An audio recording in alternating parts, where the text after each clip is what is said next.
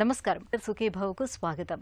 ఈరోజు సుఖీభవలో యాంటీబయోటిక్స్ మంచి చెడు, పురుగు మందులతో రైతులకు క్యాన్సర్ ముప్పు, కాఫీ టీలను అతిగా తాగేస్తున్నారా, మోకిలు మార్పిడి బాధాకరంగా ఉంటుందా, ఇంకా హెల్త్ టిప్. అనివార్యమైన యుద్ధంలో మనం విజయం సాధించాలంటే, అది కూడా మన అమ్ముల పొదుల అస్త్రాలు తక్కువగా ఉన్న పరిస్థితుల్లో గెలుపును ఒడిసిపట్టాలంటే చీకట్లో ఎడాపెడా బాణాల్ని సంధించకుండా ఉన్న కొద్దిపాటి అస్త్రాల్ని పొదుపుగా వాడుకోవాలి. శత్రువులైన వ్యాధి కారకాల్ని నేరుగా గురిచూసి కొట్టాలి.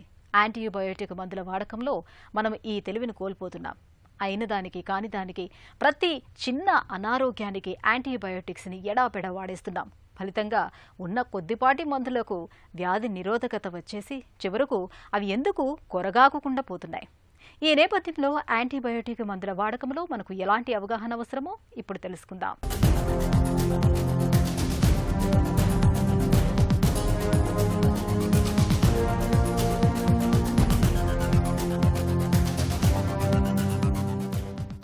యాంటీబయాటిక్స్ రోగాల పాలిట పాశుపతాస్త్రాలు.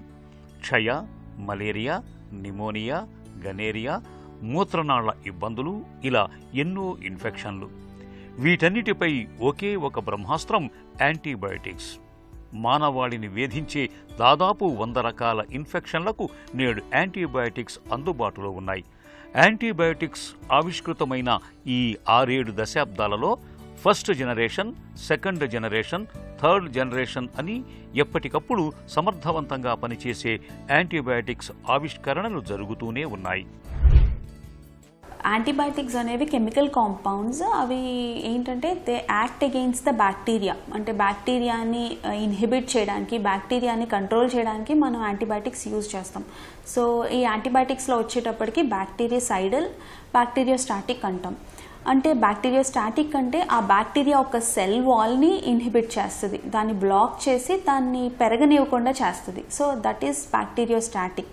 అలాగే బ్యాక్టీరియాసైడల్ వచ్చేటప్పటికి బ్యాక్టీరియాని కిల్ చేస్తుంది. సో అది బ్యాక్టీరియాసైడల్. జనరల్గా యాంటీబయాటిక్స్ అన్నిటికీ కామన్గా బ్యాక్టీరియోస్టాటిక్, బ్యాక్టీరియాసైడల్ ప్రాపర్టీస్ కొన్నిటికి ఉంటాయి. బట్ ఏంటంటే వాటి డోసేజ్ ప్రకారం, వాటి మినిమల్ ఇన్హిబిటరీ కాన్సన్ట్రేషన్స్ ప్రకారం వాటి యాక్షన్ స్టాటిక్గా, అంటే బ్యాక్టీరియాని గ్రో చేయకుండా ఆపగలుగుతుందా, బ్యాక్టీరియాని చంపేయగలుగుతుందా అనే కేటగరైజ్ చేస్తాం. సో యాంటీబయాటిక్స్ వచ్చేటప్పటికి కొన్ని మనం ఐవీ ఇస్తాం, అంటే ఇంట్రావీనస్ రూట్ అంటాం, ఇంజెక్షన్స్ ద్వారా ఇస్తాం. అలాగే ఓరల్గా అంటే టాబ్లెట్స్ లాగా ఇస్తాము. కొన్నిసార్లు టాపికల్ అంటే ఆయింట్మెంట్స్ కానీ లోషన్స్ లాగా ఇస్తాం. ఇప్పుడు కొత్తగా అయితే స్ప్రేస్ కూడా వస్తున్నాయి, నాసల్ స్ప్రేస్ లాగా.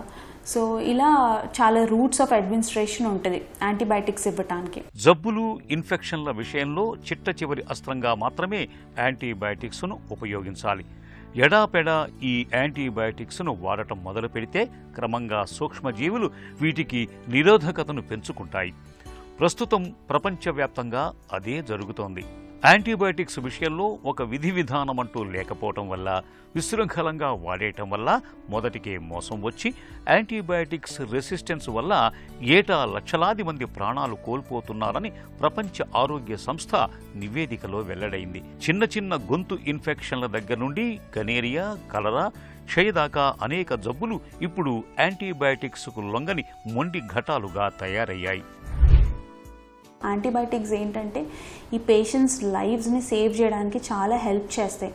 సో ఈ యాంటీబయాటిక్స్ గుర్తించక ముందు ఇలాంటి చాలా సివియర్ ఏ ఇన్ఫెక్షన్స్ వచ్చినా కూడా చాలామంది చనిపోయేవాళ్ళు. ఇది 100% మార్టాలిటీ ఉండేది అప్పట్లో.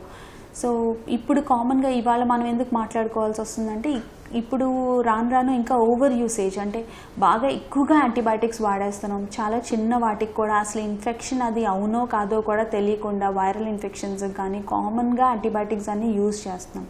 అలానే ఏదైనా ఇన్ఫెక్షన్ రాగానే, లేదా ఫీవర్ రాగానే, లేదంటే చిన్న ఏదైనా ప్రాబ్లం రాగానే డైరెక్ట్గా మెడికల్ షాప్కి వెళ్ళి యాంటీబయాటిక్స్ ఏమైనా తెచ్చుకొని స్టార్ట్ చేసేస్తున్నారు చాలామంది.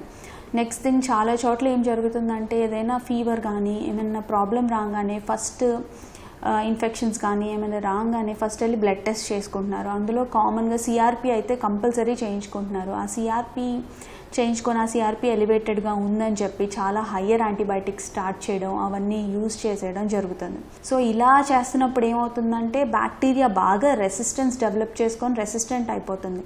సో యాంటీబయాటిక్స్ అనేవి రాను రాను పనిచేయకుండా అయిపోతున్నాయి. యాంటీబయాటిక్స్ చేతులెత్తేయటానికి కూడా కారణాలు అనేకం. ప్రజలు, డాక్టర్లు, ఆసుపత్రులు, ప్రభుత్వాలు ఇలా అందరిది ఇందులో బాధ్యత రాహిత్యం కనిపిస్తుందని వైద్య సర్వేలు చెబుతున్నాయి.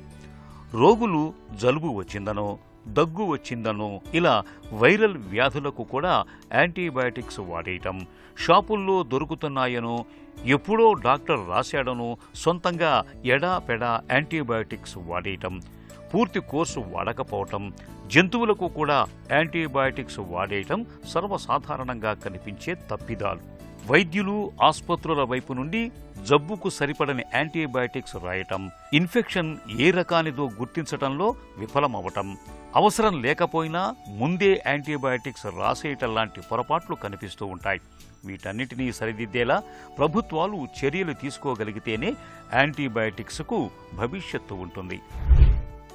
చిన్న జలుబు దగ్గు వచ్చినా కూడా పేషెంట్స్కి కూడా ఎక్కువ మందికి ఏంటంటే టాలరెన్స్ తగ్గిపోయింది. నెక్స్ట్ ఐడియాలజీ చేంజ్ అయిపోయింది. ఇప్పుడు ఫీవర్ వస్తే 1 డేలో తగ్గిపోవాలి, 2 డేస్లో తగ్గిపోవాలి, అంతకంటే టాలరేట్ చేయట్లేదు. సో ఏంటంటే హడావుడిగా ఇవాళ నైట్ ఫీవర్ స్టార్ట్ అయితే రేపు మార్నింగ్ కల్లా మెడికల్ షాప్కి వెళ్ళో లేదంటే లోకల్ ఆర్ఎంపీ దగ్గరికి వెళ్ళో ఇదేదో ఇన్ఫెక్షన్ ఉంది బాగా సివియర్గా అని చెప్పి హైయర్ యాంటీబయాటిక్స్ స్టార్ట్ చేసేస్తున్నారు. ఏదైనా వన్ థింగ్ ఫీవర్ లాంటిది కానీ వామిటింగ్స్ కానీ ఏమైనా స్టార్ట్ అవ్వగానే ఫస్ట్ వెళ్ళి యాంటీబయాటిక్స్ యూజ్ చేసేస్తున్నారు. సో ఇలా అయితే అస్సలు చెయ్యొద్దు. ఎందుకంటే మనకి ప్రతిదీ స్టార్ట్ అయిన ప్రతి ప్రాబ్లం డెఫినెట్గా బ్యాక్టీరియల్ ఇన్ఫెక్షన్ కాకపోవచ్చు. మోస్ట్ ఆఫ్ ద టైం అది బ్యాక్టీరియల్ ఇన్ఫెక్షన్ కాకపోవచ్చు, అట్లీస్ట్ 50% ఆఫ్ ద టైం. అంటే సగానికి సగం మనం యాంటీబయాటిక్ యూసేజ్ని ప్రివెంట్ చేయగలుగుతాం. అలాగే చిన్న జలుబు దగ్గు అలాంటివి కొన్నిసార్లు ఎలర్జీస్ వల్ల కూడా రావచ్చు. సో అలాంటప్పుడు కూడా డైరెక్ట్గా వెళ్ళిపోయి మెడికల్ షాప్లో మెడిసిన్స్ తెచ్చుకొని యూజ్ చేయడం, యాంటీబయాటిక్స్ యూజ్ చేయడం, ఇలా అయినప్పుడు ఏంటంటే అట్లీస్ట్ మనం ఒక 1 or 2 days వెయిట్ చేయడం. సిమ్టమాటిక్గా అంటే ఫీవర్ ఉంది, ఇప్పుడు మనకు ఫీవర్ వస్తుంది, హై గ్రేడ్ టెంపరేచర్స్ వస్తున్నాయి, అది వైరల్ అవ్వచ్చు, some other kind of fevers అవ్వచ్చు. ఒకవేళ ఏదైనా చిన్నగా irritation reaction hyper sensitivity reaction some other kind of fevers అయితే కనుక మనం ఫస్ట్ ఇనీషియల్గా ఏదైనా పారాసెటమాల్ అలాగే కోల్డ్ కాఫ్ అలా ఏమైనా ఉంటే యాంటీహిస్టమిన్స్ అవి ఏమైనా వాడి చూసి అట్లీస్ట్ 1 or 2 days వెయిట్ చేసి అప్పటికి కూడా తగ్గకపోతే అప్పుడు నార్మల్గా డాక్టర్ దగ్గరికి వెళ్ళి కన్సల్ట్ చేసి అది నిజంగా some kind of bacterial infection అయినా, సో యాంటీబయాటిక్ నిజంగా రిక్వైర్మెంట్ ఉందా, యూజ్ చేయాలా, అది కూడా అట్లీస్ట్ ఒక 2 days యూజ్ చేసి మనం హైడ్రేటెడ్గా ఉండి అంటే ఆ 2 days కూడా మనం పారాసెటమాల్ కానీ ఇలాంటివన్నీ యూజ్ చేసి వాటర్ అది బాగా ఎక్కువగా తీసుకొని అయినా కూడా సబ్సైడ్ అవ్వకపోతే క్లియర్గా చూపించుకొని నిజంగా ఇన్ఫెక్షన్ ఉంది, అది కూడా బ్యాక్టీరియల్ ఇన్ఫెక్షన్ అని నిర్ధారించుకుంటే అప్పుడు యాంటీబయాటిక్ స్టార్ట్ చేయాలి. సో ఇక్కడ ఏం జరుగుతుందంటే చిన్న ఇన్ఫెక్షన్స్ కూడా వాడటం వల్ల నిజంగా అసలు ఇన్ఫెక్షన్ లేకపోయినా కూడా యాంటీబయాటిక్స్ యూజ్ చేస్తున్నాం. సో దానివల్ల ఏమవుతుందంటే నార్మల్గా మన బాడీలో ఉండే మనల్ని సేవ్ చేసే బ్యాక్టీరియా కూడా ఉంటుంది బాడీలో, గట్లో. సో ఆ బ్యాక్టీరియా కూడా రెసిస్టెంట్గా అయిపోవడం. సో దీనివల్ల ఏంటంటే ఈ బ్యాక్టీరియల్ రెసిస్టెంట్ అనేది నెక్స్ట్ జనరేషన్స్కి పాస్ ఆన్ అవుతుంది. మనకి యూజ్ చేయడానికేమో యాంటీబయాటిక్స్ అనేవి బాగా తగ్గిపోతున్నాయి. సో అందుకని ఇలాంటి జాగ్రత్తలు తీసుకొని అనవసరంగా వెళ్ళిపోయి అట్లీస్ట్ మనం 1 or 2 days వెయిట్ చేయడం, లిక్విడ్స్ బాగా తీసుకొని నెక్స్ట్ సిమ్టమాటిక్గా ట్రీట్మెంట్ అది వాడటం, ఫస్ట్ యాంటీబయాటిక్స్ వాడకుండా వెయిట్ చేయడం బెటర్ ఆప్షన్. అతి సర్వత్రా వర్జయేత్ అని నానుడి. అతి ఏ విషయంలోనూ మంచిది కాదు. అది యాంటీబయాటిక్స్ వాడకంలో కూడా వర్తిస్తుంది. యాంటీబయాటిక్స్ను విచక్షణతో వాడేందుకు, అలాగే యథేచ్ఛగా అమ్మకుండా ఎక్కడ పడితే అక్కడ తేలికగా దొరకకుండా తగిన చర్యలు తీసుకోవాలి. ఎప్పటికప్పుడు సూక్ష్మజీవుల్లో వస్తున్న మార్పులను గమనించి ఎదుర్కొనేందుకు విస్తృత పరిశోధన, నిర్ధారణ యంత్రాంగం అవసరం. అసలు జబ్బులే రాకుండా వ్యక్తిగత శుభ్రత, పరిసరాల పరిశుభ్రత పట్ల అవగాహన కల్పించటం, టీకాలను ప్రోత్సహించటం లాంటివి చేయటం ద్వారా యాంటీబయాటిక్స్ బ్రహ్మాస్త్రాలను మనం సద్వినియోగం చేసుకోగలం. హెల్త్ న్యూస్ మీకోసం. పంట పొలాల్లో వాడే కొన్ని రకాల పురుగు మందులతో రైతులకు క్యాన్సర్ ముప్పు గణనీయంగా పెరుగుతున్నట్లు ఒక తాజా అధ్యయనం హెచ్చరిస్తోంది. పొగ తాగడం వల్ల క్యాన్సర్ బారిన పడే అవకాశాలు ఏ స్థాయిలో ఉంటాయో పురుగుల మందుల వాడకంతోనూ అంతే స్థాయిలో ముప్పు పొంచి ఉంటోందని అధ్యయనం తేల్చి చెబుతోంది. అధ్యయనంలో భాగంగా అమెరికా పరిశోధకులు మొత్తం 69 రకాల పురుగుమందుల ప్రభావాలను నిశితంగా పరిశీలించారు. కీటకాలు, కలుపు మొక్కల బెడదను తగ్గించేందుకు భారత్లో విస్తృతంగా వినియోగించే 2-4-D, అసిఫేట్, మెటోల్లాకోర్, మీథోమైల్ వంటి రసాయనాలు ఈ జాబితాలో ఉన్నాయి. సాధారణంగా పురుగుమందుల్ని వినియోగించేటప్పుడు రైతులు వాటి ప్రభావానికి లోనవుతూ ఉంటారు. ఈ దుష్ప్రభావాల స్థాయిలను తేల్చేందుకు పరిశోధకులు ఈ అధ్యయనాన్ని చేపట్టారు. పరిశోధనలో భాగంగా 2015 నుంచి 2019 సంవత్సరాల మధ్య అమెరికాలో క్యాన్సర్ బారిన పడ్డ వారి వివరాలను national institute of health, centre for disease control సంస్థల నుంచి సేకరించి పరిశీలించారు. ఈ అధ్యయన వివరాల ప్రకారం పురుగు మందుల పిచికారీ ప్రభావంతో ప్రధానంగా non Hodgkin's lymphoma, leukaemia, bladder cancer అనే 3 రకాల క్యాన్సర్ల ముప్పు అధికమవుతుంది. ఎక్కువ సందర్భాల్లో వివిధ రకాల పురుగు మందులను కలిపి వినియోగిస్తున్నారు. దాంతో వాటిలోని ఏ రసాయనం ప్రత్యేకంగా క్యాన్సర్ ముప్పును అధికంగా పెంచుతుందో ఇంకా నిర్ధారణ కాలేదు. ఆయా ప్రాంతాల్లో పండించే పంటలను బట్టి వచ్చే క్యాన్సర్లు కూడా మారుతున్నాయి. అయితే విస్తృత కోణంలో పరిశీలించేటప్పుడు ప్రాంతీయంగా ఇతర అంశాలను కూడా తప్పనిసరిగా పరిగణలోకి తీసుకోవాల్సి ఉంటుందని పరిశోధకులు చెబుతున్నారు. పొద్దున్నే లేవగానే కాఫీనో, టీనో తాగందే మనలో చాలా మందికి రోజు మొదలవదు. అయితే మనలో కొంతమందికి కాఫీ, టీ తాగడం అనేది పెద్ద వ్యసనంగా ఉంటుంది. చాలా తరచుగా కాఫీ, టీలను తాగిస్తూ ఉంటారు. కొందరైతే భోజనానికి ముందు, తర్వాత కూడా కాఫీ, టీలను సిప్ చేస్తూ ఉంటారు. నిజానికి ఈ ధోరణి ఏమంత మంచిది కాదు. కాఫీ, టీలను తీసుకోవటం వల్ల మనకు మంచి కంటే చెడే ఎక్కువగా జరుగుతుందని చెబుతారు నిపుణులు. కాఫీ, టీలను సేవించడం ఎందుకు మంచిది కాదు ఇప్పుడు తెలుసుకుందాం. టీ, కాఫీ అనగానే అందరూ ఉదయాన్నే లేవగానే కప్ ఆఫ్ టీ కానివ్వండి, కప్ ఆఫ్ కాఫీ కానివ్వండి తీసుకుంటూ ఉంటారు. బట్ బేసికలీ ఏంటంటే ఈ టీ, కాఫీ మనము లేచిన వెంటనే తీసుకోవడము చాలా వరకు అవాయిడ్ చేసుకుంటూ ఉండాలి. ఎందుకంటే మనము లేచిన వెంటనే కార్టిసాల్ అనే హార్మోన్ మన బాడీలో కొంచెం ఎక్కువ పర్సెంటేజ్ ఉంటుంది. కాబట్టి అలాంటి సిచ్యువేషన్లో కనుక లేచిన వెంటనే టీ, కాఫీ తీసుకోవడం వల్ల ఆ హార్మోన్ అనేది ఇంకెక్కువ పెరిగిపోయి మనకు బీపీ కానివ్వండి, హార్ట్ డిసీజెస్ కానివ్వండి ఇలాంటివి వచ్చే అవకాశాలు ఉంటాయి. సో టీ, కాఫీ ఎవరైతే అలవాటు ఉంటుందో మనం లేచిన ఒక 1 అవర్ ఆర్ 2 అవర్స్ తర్వాత కనుక ఇవి తీసుకుంటే కనుక చాలా వరకు దీనివల్ల హెల్త్ బెనిఫిట్స్ ఉంటాయన్నమాట. టీ, కాఫీ ఎప్పుడైతే మనము కంట్రోల్ పోర్షన్లో కరెక్ట్ టైంకి, ప్రాపర్ టైంకి ఇంక్లూడ్ చేసుకుంటామో దీని బెనిఫిట్స్ చాలా ఉంటాయి. కానీ ఎప్పుడైతే ప్రాపర్ టైమింగ్ కాకుండా ఎక్కువ శాతంలో అంటే ఎక్కువ 6 to 10 కప్స్ కొంతమందికి తీసుకునే అలవాటు ఉంటుంది. సో అలాంటి సిచ్యువేషన్స్లో అయితే మనకు ఎక్సెసివ్ కన్సంప్షన్ అయిపోతుంది. కాబట్టి దానివల్ల హెల్త్ బెనిఫిట్స్ అనేవి ఉండవు. దానివల్ల డిసడ్వాంటేజెస్ అనేవి ఎక్కువగా ఉంటాయి. డిసడ్వాంటేజెస్ అంటే మనం ఏదైతే ఆహారం తీసుకుంటూ ఉంటామో అది ప్రాపర్గా జీర్ణం అనేది అవ్వకుండా ఉంటుంది. ఎందుకంటే మనకు టీలో, కాఫీలో కెఫీన్ అండ్ టానిన్స్ ఉంటాయి కాబట్టి న్యూట్రియంట్ అబ్సార్ప్షన్తో చాలా వరకు హిండర్ చేస్తుంటాయి. Plus nutrient point of view కాకుండా కూడా ఎక్కువగా యాసిడిటీ ప్రాబ్లం రావడము, కడుపు ఉబ్బరంగా అనిపించడము, లేదంటే డైజెషన్ ప్రాపర్గా అవ్వకపోవడం ఇలాంటివి కూడా జరుగుతూ ఉంటాయి. వీటితో పాటు ఎక్కువ హై బ్లడ్ ప్రెషర్ కానివ్వండి, ఎక్కువ టీ తీసుకోవడం వల్ల ఓవరాల్గా టీ ఆర్ కాఫీ వల్ల ఓవరాల్గా డే మొత్తంలో కూడా క్యాలరీ కన్సంప్షన్ అంటే ఎక్కువ మన బాడీకి, మన శరీరానికి సరిపడేంత కన్నా కూడా మనం ఎక్కువ శాతంలో క్యాలరీ కంటెంట్ తీసుకుంటే కనుక ఎక్సెస్ క్యాలరీ మన బాడీలో ఫ్యాట్ లాగా మారిపోయి దానివల్ల వెయిట్ పెరగడం కానివ్వండి, డయాబెటీస్ రావడం కానివ్వండి ఇలాంటివి జరుగుతుంది. మోకాలు మార్పిడి సర్జరీ అందుబాటులోకి వచ్చాక మోకాళ్ళ నొప్పుల బాధలు చాలా వరకు తగ్గిపోయాయి. అయితే కృత్రిమంగా కీళ్లను అమర్చే ఈ సర్జరీ గురించి మనలో చాలా మందిలో చాలా రకాల నమ్మకాలు ప్రచారంలో ఉన్నాయి. కీలు మార్పిడి సర్జరీ బాధాకరంగా ఉంటుందని, నొప్పులు ముదిరిపోయే వరకు సర్జరీ చేయించుకోకూడదని, మోకీలు మార్పిడి తర్వాత కింద కూర్చోకూడదని, మెట్లెక్కకూడదని, కృత్రిమ కీలు ఎక్కువ కాలము మన్నిక ఉండదని నమ్ముతున్నారు. అసలు ఈ నమ్మకాలు నిజమెంత? మోకీలు మార్పిడి సర్జరీపై సామాన్య జనంలో ప్రచారంలో ఉన్న నమ్మకాలు, వాటిలోని నిజానిజాల గురించి డాక్టర్ని అడిగి ఇప్పుడు తెలుసుకుందాం.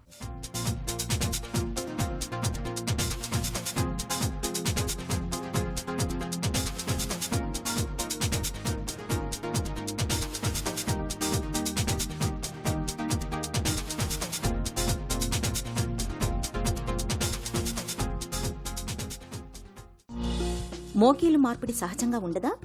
Absolutely not. నీ రీప్లేస్మెంట్ సర్జరీ ఫెయిల్ ఎక్కువ అవుతుందని రాంగ్ నోషన్. ఒకసారి మనం చేస్తే దాంట్లో కొన్ని ఫెయిలియర్ ఇన్సిడెంట్స్ బయటికి వస్తాయి. సో పేషెంట్స్ విల్ టాక్ కి ఓకే దిస్ ఇలా నాకు అయింది. ఇప్పుడు అది చూసి కమ్యూనిటీలో తొందరగా స్ప్రెడ్ అవుతుంది. సో ఒక 100 మంది పేషెంట్స్కి మంచిగా చేస్తే ఆ ఇన్ఫర్మేషన్ అది కూడా స్ప్రెడ్ అవుతుంది. బట్ అదే రకంగా కొన్ని ఫెయిలియర్స్ ఉంటాయి. ఇప్పుడు చాలా టెక్నిక్స్తో అది ఫెయిల్ అవ్వచ్చు. ఏంటంటే ఇప్పుడు గల్లీలో సర్జరీస్ అవుతున్నాయి, నీ రీప్లేస్మెంట్ సర్జరీస్. మంచి హాస్పిటల్లో చేయకపోతే, మీరు మంచి సర్జన్ సెలెక్ట్ చేయకపోతే, ఆ సినారియోస్లో definitely knee replacement surgery fail అవ్వచ్చు. అందుకనే proper selection of hospital surgeon చాలా ఇంపార్టెంట్. మోకాలు మార్పిడిని వయసు పైబడిన వాళ్ళకే చేస్తారా? 90% సర్జరీస్ మేము 60 తర్వాతనే చేస్తాం ఏజ్. బట్ అప్పుడప్పుడు చేయాల్సి వస్తుంది. ఇప్పుడు మీరు సపోజ్ ఒక 52 ఏజ్లో మోకాలు పూర్తిగా అరిగిపోయి, 52 అంటే ఏం ఓల్డ్ ఏజ్ కాదు. సో 52 ఏజ్లో మీరు ఇంట్లోనే రిస్ట్రిక్ట్ అయ్యి నొప్పి భరించలేక మీరు ఇంట్లోనే కూర్చొని ఉంటున్నారంటే that is no way to live. So ఆ టైంలో సర్జరీ చేయాల్సిందే, తప్పదు. సో 52లో కూడా చేయొచ్చు, 48లో కూడా చేయొచ్చు, 30స్లో కూడా చేసాము. బట్ అది అన్కామన్. బట్ అవసరం ఉంటే చేయాలి. తక్కువ మందికి ఆ ఏజ్లో అవుతుంది. అదొకటి.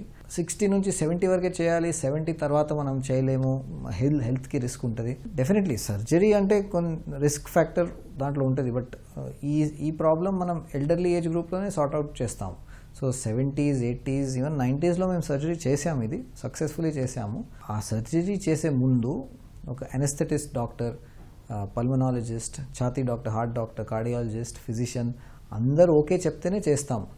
సో మనకి ఆ సేఫ్టీ మోస్ట్ ఇంపార్టెంట్. అది లేకపోతే సపోజ్ ఒక పేషెంట్కి హై రిస్క్ అని చెప్తే చేయము. బికాస్ ఈ ఫైనలీ నీ రీప్లేస్మెంట్ ఒక ఇలెక్టివ్ సర్జరీ అనమాట. ఫ్రాక్చర్ అవుతే డెఫినెట్లీ సర్జరీ చేస్తాం. Because fracture, hip fracture, suppose hip ఫ్రాక్చర్లో మనం పేషెంట్స్ని సర్జరీ చేయకపోతే బెడ్ పైన వచ్చేస్తారు పేషెంట్స్.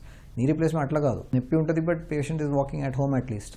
సో మరీ హై రిస్క్ ఉంటే అది చేయము. సో ఆ ఇన్ఫర్మేషన్ మనకి ఇవాల్యుయేషన్లో తెలిసిపోతుంది. మోకాలు మార్పిడి కోసం ఎక్కువ కాలం వేచి చూస్తే మంచి ఫలితం ఉంటుందా? దీంట్లో రెండు, అంటే ఫస్ట్, సెకండ్, థర్డ్ స్టేజ్లో అస్సలు నీ రీప్లేస్మెంట్ చేయకూడదు. మంచి రిజల్ట్ రాదు, అవసరం కూడా లేదు. టైం మీరు తొందరగా చేస్తే ఇది ఒక ప్రాబ్లం.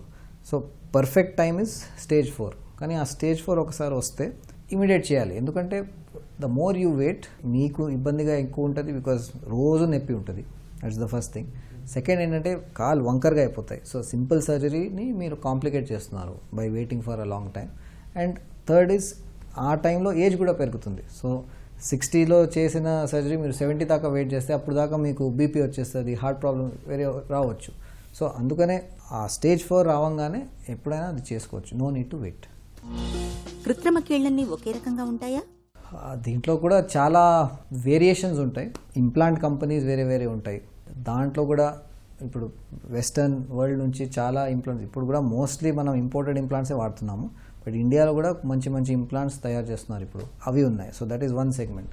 ఆ ఇంప్లాంట్లో కూడా కొన్ని మటీరియల్స్ వేరే ఉంటాయి.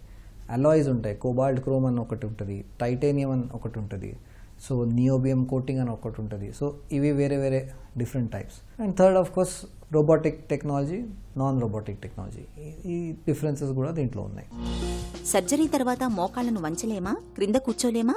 ఈ సర్జరీ తర్వాత ఇమ్మీడియట్ నెక్స్ట్ డే నుంచి మనం వాకింగ్ స్టార్ట్ చేస్తాము. సో ఇనీషియల్ స్టేజ్లో వాకర్ సహాయంతో నడవాలి. ఒకసారి ఆ వాకర్ వదిలేస్తే మనం ఫ్రీగా నడవచ్చు. బట్ బెండింగ్ ఏంటంటే డే 1 నుంచే స్టార్ట్ చేస్తాము. ఓకే, సో ఫస్ట్ బెడ్ పైన కూర్చోబెట్టి ఇలా సిట్టింగ్లో చేస్తాము. ఫ్లాట్ బెడ్ పైన పడుకొని చేస్తాము. అండ్ దెన్ ఫిజియోథెరపిస్ట్ హెల్ప్తో, సో సపోజ్ కొంతమందికి పెయిన్ భరించలేక వాళ్ళు ఎక్కువ చేయరు. సో అందుకనే సూపర్వైజ్డ్ ఫిజియోథెరపీ చాలా ఇంపార్టెంట్. ఆ స్టేజ్లో ఫోర్స్ఫుల్గా కొంచెం బెండ్ చేయాల్సి వస్తుంది. So this is the bending గురించి. ఇప్పుడు కింద కూర్చోవడం గురించి ఏంటంటే ఈ 15 to 20 years ఈ ఇంప్లాంట్ లాస్ట్ అవ్వాలి. సో కింద కూర్చుంటే కొంచెం ఇంప్లాంట్ పైన ఫోర్సెస్ కూడా ఎక్కువ ఉంటాయి.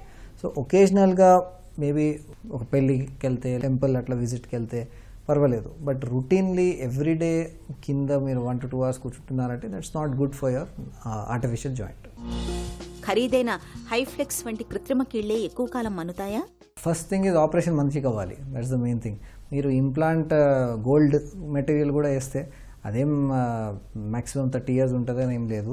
Surgery main first thing is surgery మంచిగా అవ్వాలి. సో సర్జన్ బాగుండాలి, సర్జరీ అట్మాస్ఫియర్ హాస్పిటల్ బాగుండాలి, ఆపరేషన్ థియేటర్ బాగుండాలి. ఇప్పుడు కొత్త ఈ రోబోటిక్ టెక్నాలజీతో ఇంకా నేను యాక్యురేట్గా ప్రిసైజ్గా ఆ ఇంప్లాంట్ పెట్టవచ్చు. సో ఎక్స్పెక్టేషన్ ఏంటంటే ఇప్పుడు ఈ ఇంప్లాంట్ కొంచెం లాస్ట్ అవుతుంది. బట్ మనం డబ్బులు ఎక్కువ పెట్టి ఎక్కువ ఇంప్లాంట్కి లైఫ్ ఉంటుందంటే దట్స్ నాట్ ట్రూ. దాంట్లో ఒకటి చిన్న క్లాజ్ ఏంటంటే కొన్ని ఇంప్లాంట్స్కి కవరింగ్ వస్తుంది. సో దాని నియోబియం, ఆక్సినియం ఇవన్నీ కోటింగ్స్ ఉంటాయి, ఇంప్లాంట్ పైన వస్తాయి. ఇవన్నీ పెడితే కొంచెం wear and tear of that implant delay అవుతుంది. సో థియరటికల్గా ఆ ఇంప్లాంట్ ఎక్కువ లాస్ట్ అవ్వచ్చు అని స్టడీస్ వచ్చాయి. So that is the only thing. అది ఒకటి వదిలేస్తే వేరే ఇంప్లాంట్ టు ఇంప్లాంట్ ఏమంత వేరియేషన్ ఉండదు. పాక్షిక మోకీలు మార్పిడి కంటే మొత్తంగా మోకీలు మార్పిడి చేయడమే మంచిదా? Total knee replacement, partial knee replacement ఈ రెండు డిఫరెంట్ సర్జరీస్. అవసరం ఉంటేనే పార్షియల్ చేయాలి. అంటే డ్యామేజ్ ఎక్కడుంది అది చూసి మనం డిసైడ్ చేయాలి, మనకి పార్షియల్ రీప్లేస్మెంట్ కావాలా టోటల్ రీప్లేస్మెంట్. ఏది బెటర్ అంటే అట్లా కాదు. ఇన్ఫ్యాక్ట్ పార్షియల్ నీ రీప్లేస్మెంట్లోనే పేషెంట్కి ఇన్సిజన్ తక్కువ ఉంటుంది, కట్ తక్కువ ఉంటుంది, లోపలిది టిష్యూ డ్యామేజ్ కూడా తక్కువ ఉంటుంది. అండ్ చిన్న ఇంప్లాంట్ కాబట్టి మన బేసిక్ బాడీ లిగమెంట్స్ అన్నీ ఇంటాక్ట్ ఉంటాయి. సో పేషెంట్ రికవరీ ఫాస్ట్ ఉంటుంది అండ్ మనకి ఆ 10-15 years ఎక్కువ దొరుకుతాయి. దాని తర్వాత ఈ పార్షియల్ని మనం టోటల్లో కన్వర్ట్ చేయవచ్చు. బికాజ్ ఆ 10-15 yearsలో వేరే కంపార్ట్మెంట్ అరిగిపోయి ఫైనలీ నీ రీప్లేస్మెంట్ అవసరం మనకి, టోటల్ రీప్లేస్మెంట్. బట్ ముందే టోటల్ బెటర్ దెన్ పార్షియల్ అని తప్పు. ఒకప్పటితో పోలిస్తే ఇవాళ మోకీలు మార్పిడి సర్జరీకి సంబంధించి విప్లవాత్మక మార్పులెన్నో వచ్చాయి. కృత్రిమ కీళ్ల మన్నిక కూడా సగటున 20 ఏళ్లకు పైనే ఉంటుంది. ఈ నేపథ్యంలో మోకీలు మార్పిడికి సంబంధించిన భయాలు అర్ధరహితమనే చెప్పుకోవాలి. సందేహాలు వీడి సకాలంలో సర్జరీ చేయించుకుంటే మోకాల నొప్పులను ఇట్టే వదిలించుకోవచ్చు. ఒక చిన్న చిట్కా మీకోసం. పంటి నొప్పి, చిగుళ్ల సమస్యలతో బాధపడుతున్నప్పుడు పసుపు కొమ్ములను కాల్చి ఆ బూడిదతో నిత్యం పళ్లను తోమటాన్ని అలవాటు చేసుకోండి. పంటి నొప్పి, చిగుళ్ల సమస్యలు క్రమంగా తగ్గుముఖం పడతాయి.